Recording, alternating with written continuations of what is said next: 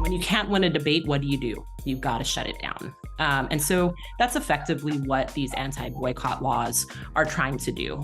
Whether by hook or by crook, they're going to chill dissents on Palestinian rights. The Electronic Intifada. The Electronic Intifada. The Electronic Intifada. This is the Electronic Intifada podcast. I'm Nora Barrows-Friedman. And I'm Asa Winstanley.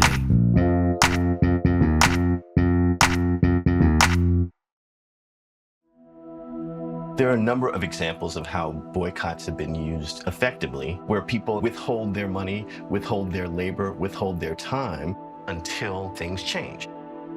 And to have a proliferation of bills that are criminalizing or penalizing that is really, really troubling and problematic. I was just opening my annual contract from the state of Arizona, and I was rather shocked to see this. In order to get our money, we have to pledge not to boycott Israel. Like, what does the state of Israel have to do with Texas and elementary school? Basically, all it says is contractor warrants he does not and will not participate in a boycott of Israel as defined by, and it gives the law number. When people actually understand what the state is doing here, they would be absolutely horrified and appalled that would be trading away Americans' First Amendment rights so easily.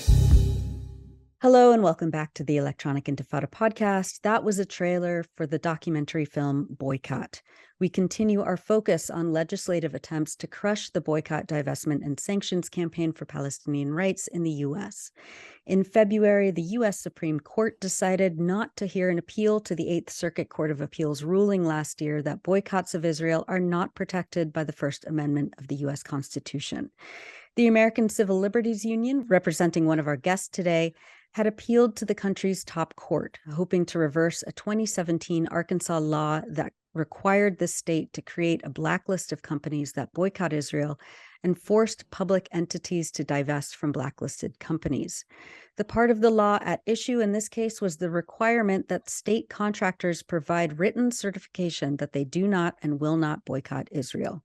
That law was first struck down in 2021 when the Eighth Circuit Court ruled that it was unconstitutional because it was an attempt by a government body to compel political speech. But shortly after, a bigger panel of judges from the same court reversed the decision. With the Supreme Court deciding not to hear the appeal, the Eighth Circuit Court's decision now stands. The ruling focused on a case brought by our guest, Alan Leveritt, the publisher of the Arkansas Times, who was required to declare that the newspaper would not boycott Israel as a condition of receiving state contracts. 35 U.S. states have passed measures condemning or attempting to restrict the boycott, divestment, and sanctions, or BDS campaign for Palestinian rights. Encouraged by Israel lobby groups and the Israeli government itself, politicians claim that refusing to purchase Israeli products and criticizing Israel's human rights violations or its state ideology, Zionism, is tantamount to anti-Jewish bigotry.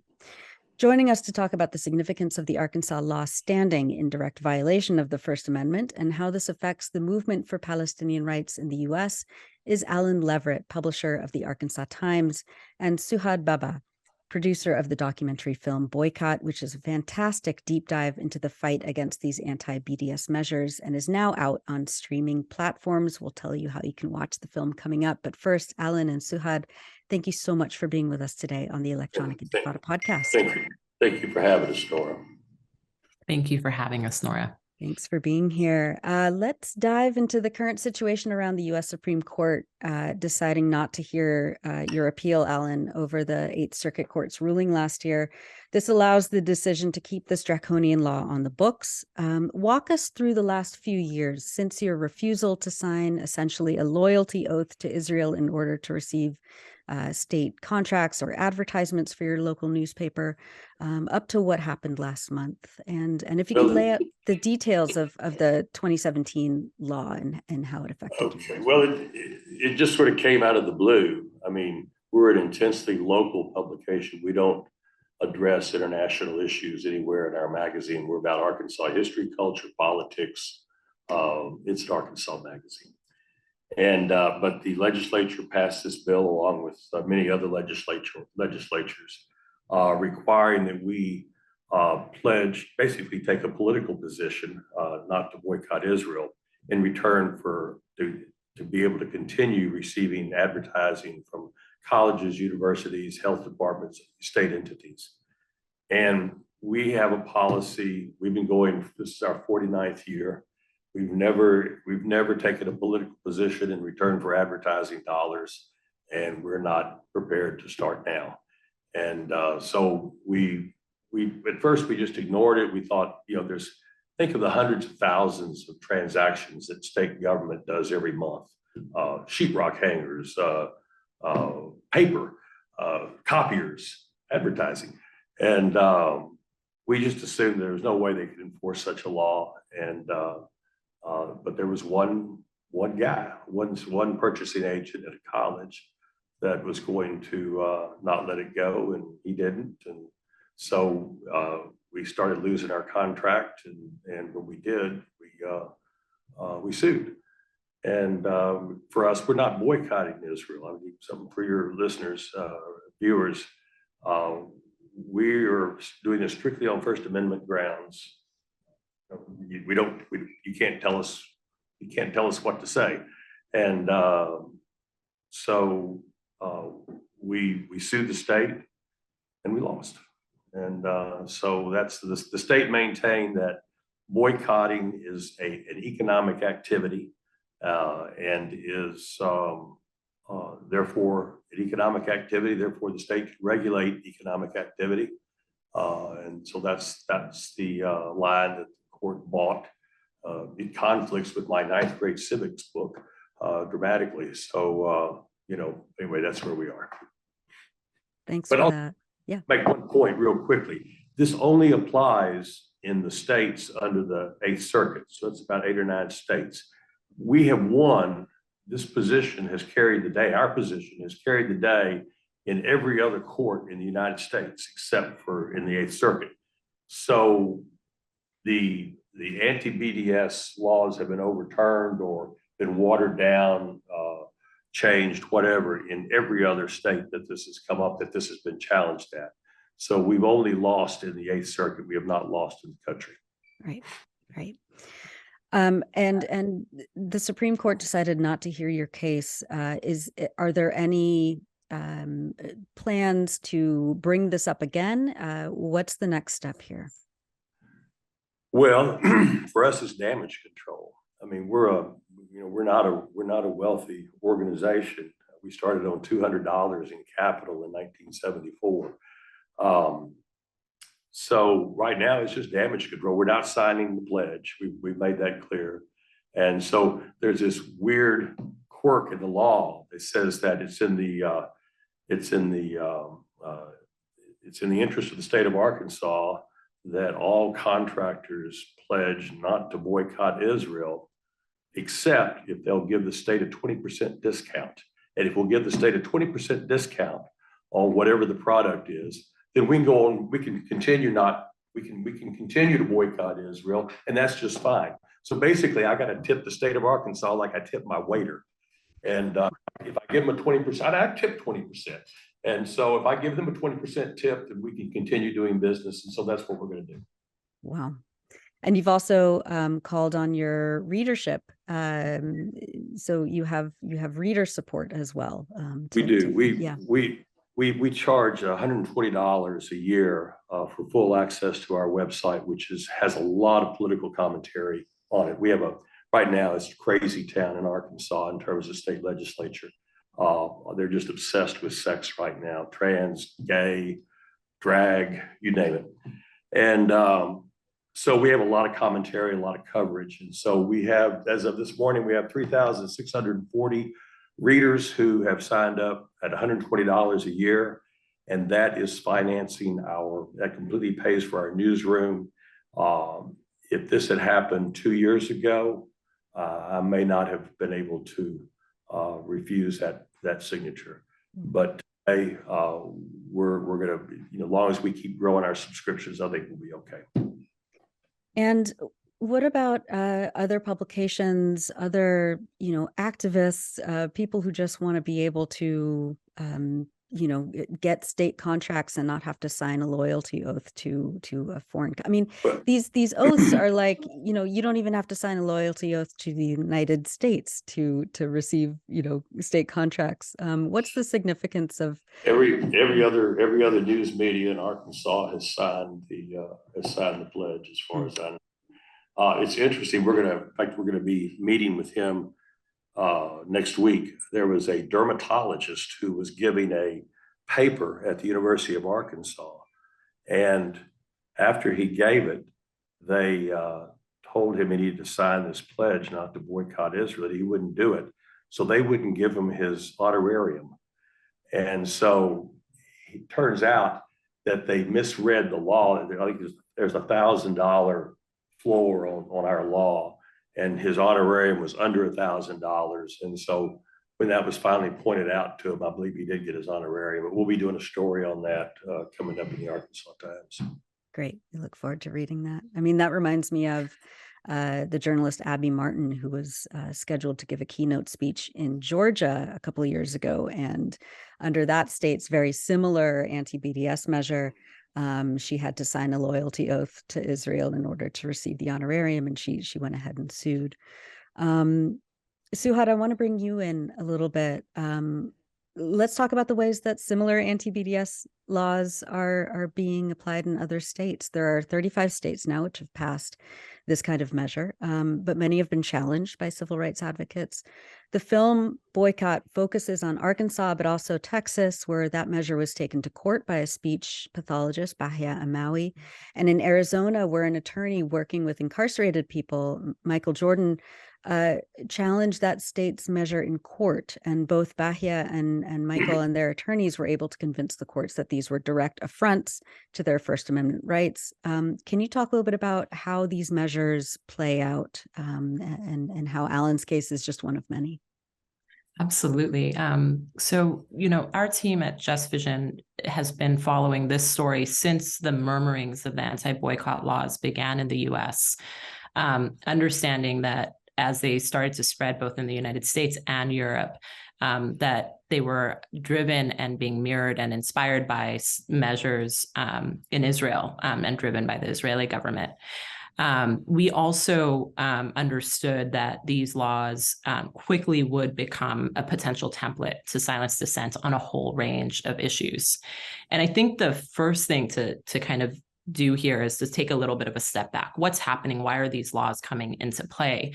And on what we're seeing as a team, we've been doing this work for about 20 years. Americans are increasingly understanding that the situation on the ground in Israel and Palestine is unjust and want to take action. And we actually just saw 2022's Gallup poll cite that there are major increases in sympathies with Palestinians across the United States, and Democrats are actually shifting toward greater sympathies for Palestinian rights for the first time. And it's really the shift in debate that's causing a shift in strategy by Israel in the US and globally. And when you can't win a debate, what do? You've got to shut it down. And so that's effectively what these anti-boycott laws are trying to do. Whether by hook or by crook, they're going to chill dissents on Palestinian rights. And so when we see the ratcheting up of what's happening on the ground in Israel, Palestine, when we see the situation and the violence toward Palestinians continue to go unchecked, it's very natural that audiences, certainly in the United States and globally, want to find ways of meaningful solidarity with Palestinians.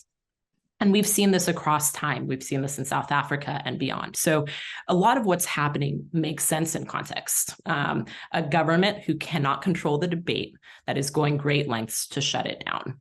And there is lots of fight. And I think this is where Alan's story intersects with a whole range of stories. We had the chance to interview and come to know all of the plaintiffs that had been challenging the laws at the time. So Abby Martin, Bahia Amawi, Mikkel Jordahl, and beyond, who said, enough, you're not going to be taking our free speech rights. And luckily, all of those plaintiffs have won their cases. As Alan mentioned, federal judges consistently across the country have said, these laws are blatantly unconstitutional. At the same time, what's happening, we're seeing anti-boycott laws that are copycat laws being used to target other issue areas. So in 2021, in the spring of 2021, we began to see anti-boycott laws that are meant to shield the fossil fuels industry and the firearms industries emerge in places like Texas, Oklahoma, Alaska, and beyond.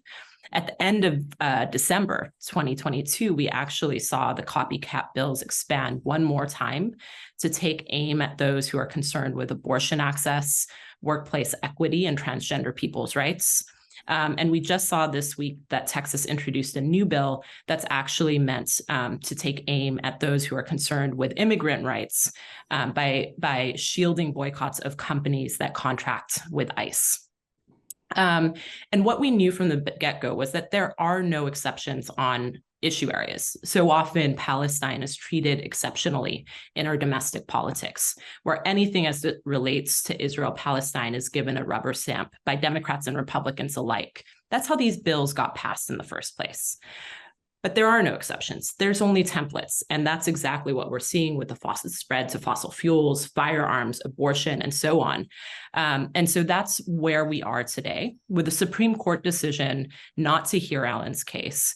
It does mean that the law of the land in everywhere except the states under the Eighth Circuit's jurisdiction continues to be that we have a right to boycott. That's an important thing to note. At the same time, it means that this fight is going to continue to play out in the lower courts across the country and in our backyards. And so that's the state of play currently. And it's also part of the reason that as a team at Just Vision and as filmmakers and journalists, it was so important to us to make sure that stories like Alan's sees the light of day so that people understand what's taking place in real time while we still have a chance to fight it. Right. Thanks for that. And I do want to go to a clip of Bahia Amawi, the speech pathologist in Texas, speaking in the film about the right to boycott, and then we'll come right back.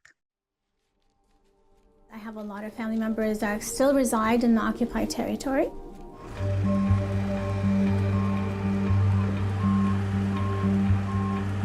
I know and I've seen firsthand the injustice and inequality that goes on there. They close off main roads, only permitting Israelis to drive on those roads.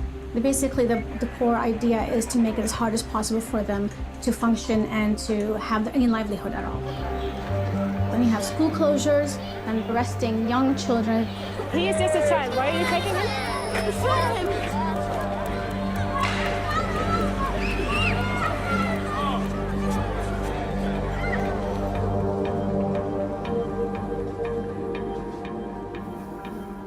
And I could not, stay quiet and just go on with my life.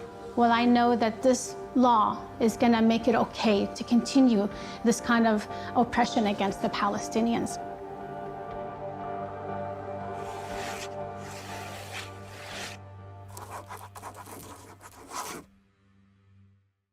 That was Bahia Amawi, a speech pathologist in Texas who successfully challenged that state's anti-BDS law a couple of years ago. And let's talk about more about the film and kind of the background here of the how these laws were introduced and passed around the U.S.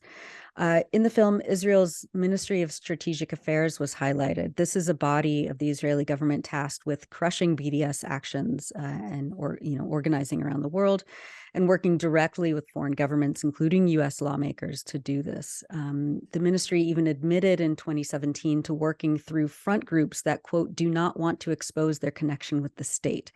Today, the ministry has been somewhat folded into the Israeli Foreign Ministry, but its former head, Gilad Erdan, who is now Israel's ambassador to the U.S. and the UN, who once denied that Israel had anything to do with these U.S. laws, took credit a few years ago for passing these laws. He said, quote, our efforts are producing results. 27 U.S. states now have counter-BDS legislation. Let's give a hand to all the governors and state legislators who supported this law. They deserve it. Let's talk about the role that Israeli government officials and U.S.-based Israel lobby groups have played in influencing or orchestrating restrictions of civil rights in the U.S. I mean, it's just, if any other foreign government, the enemy of the day is Russia, for example. If Russian, lobby groups and ministers had been pushing for legislation here in the U.S., we wouldn't hear the end of it. Can you talk a little bit about how the Israeli government is influencing U.S. politics right now? Sure. In the case of the anti-boycott laws, and you already mentioned the Ministry of Strategic Affairs, so let's start there. In the research that we did around these anti-boycott bills, we really wanted to understand whose interests were driving this, and how did they come into being. And through that research, it brought us back to the Ministry of Strategic Affairs, which, for those who are listening, is a ministry under the Israeli government that was set up with a stated goal of combating the boycott, divestment, sanctions movement and any efforts to delegitimize the state of Israel globally. That's quite broad. What we also learned was that the Ministry of Strategic Affairs went ahead and wanted to fund efforts like the anti-boycott laws in places like the United States and Europe. And as you alluded to, Nora, organizations in the US understood that this looked really bad. In fact, it could come into tension with American law around FARA, or the Foreign Agent Registration Act, if they took money directly from the Israeli government. So the Israeli government, in a very open public hearing with the Knesset, actually deliberates on what are they going to do about it. And what they land on is that they would set up a non-governmental organization called Concert, where they would funnel the funds so that they could fuel these efforts in the United States. And there were many organizations that they funded that we tracked in our story, Boycott, including Christians United for Israel, the Israel Allies Foundation. And that brings us to the lobbying groups here in the United States and the various interest groups that are converging around these anti-boycott laws and what's happening on Israel-Palestine.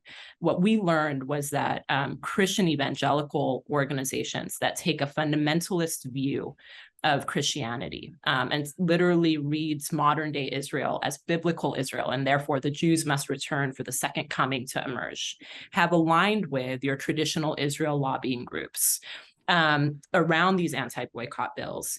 And a third interest group that has come into the mix, that's actually the engine for the spread of these bills quickly across the country, is ALEC, the American Legislative Exchange Council. For those who are unfamiliar with ALEC, they are behind a number of regressive laws in this country, from stand your ground laws to voting ID laws and beyond.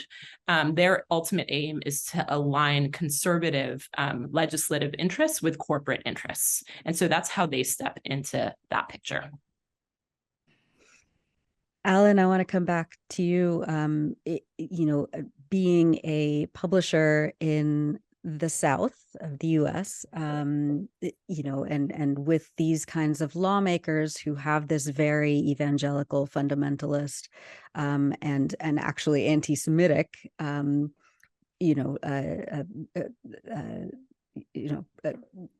connection to, exactly, connection to supporting Israel at all costs. How do you even navigate as not just a publisher of a local newspaper, but as someone who is from Arkansas, when you see these, Christians United for Israel, for example, and these lawmakers who are doing the bidding of this fanatical evangelical belief?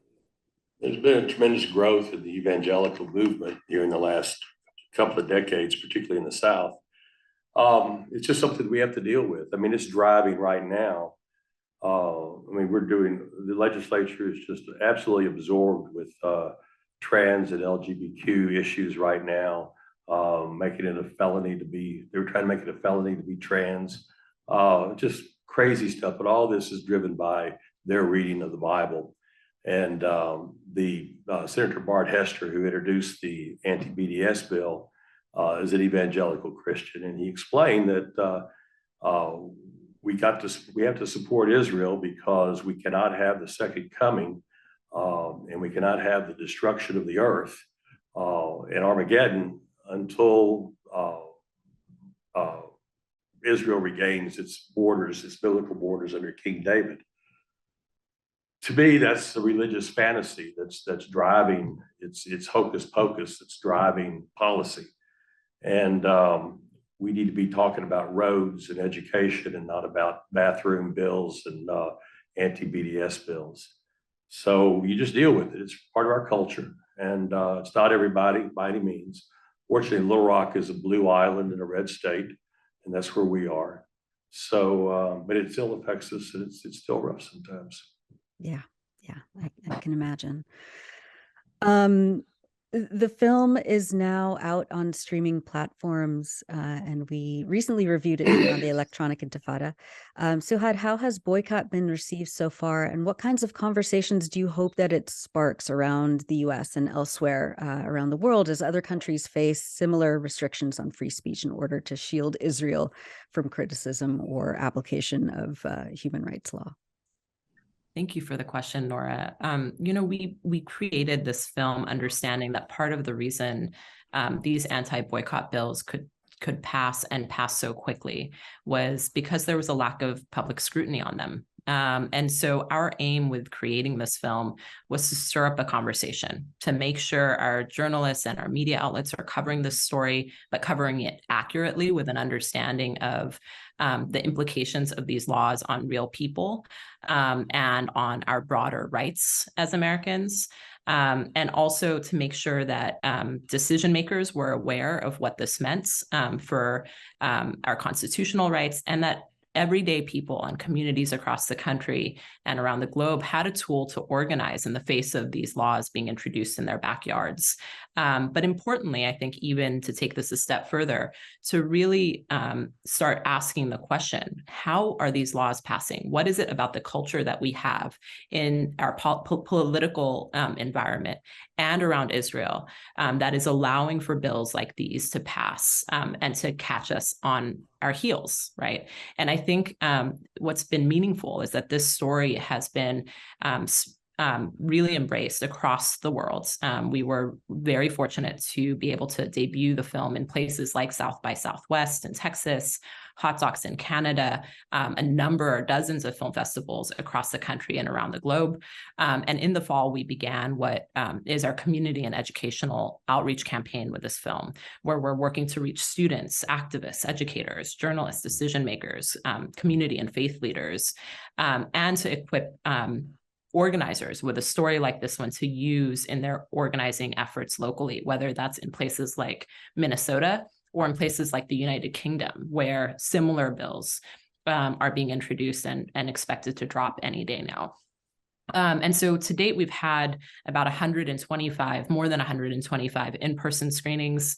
We're really glad that the film is now available for people to be able to watch it in their homes with their friends and loved ones and communities.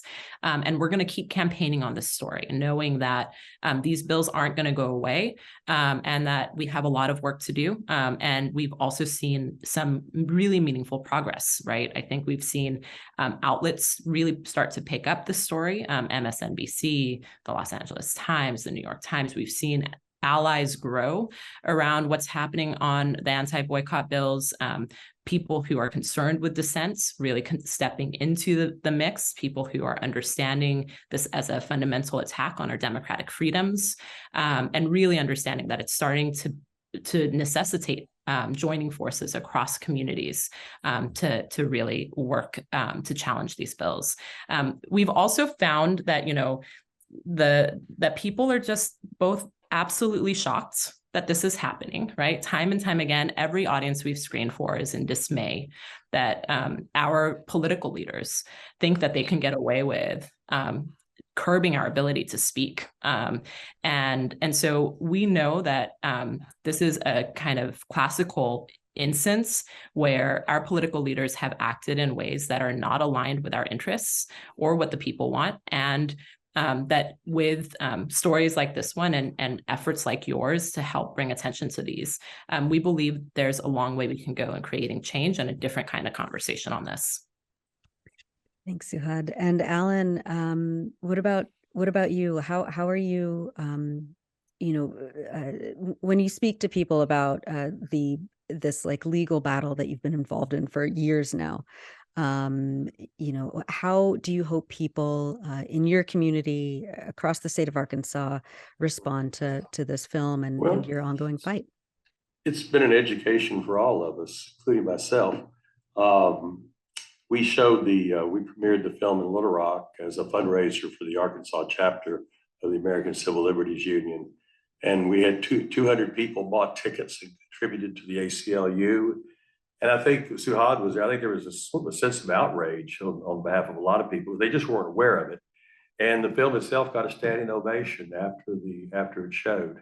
So it does move people. It's very affecting. And but again, it is just so remote from Arkansas. I mean, the whole idea of Israeli foreign policy and Palestinian rights. There are no Palestinians that live here to speak of. So it's just really remote for us. And but the film has been very, very effective, and people reacted to it very much like I hoped they would. And how can people support the Arkansas Times and check you out on the web? Yes, arctimes.com.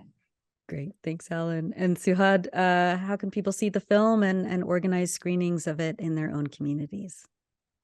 So the film is now available on Amazon, Google Play, Apple TV, and so on.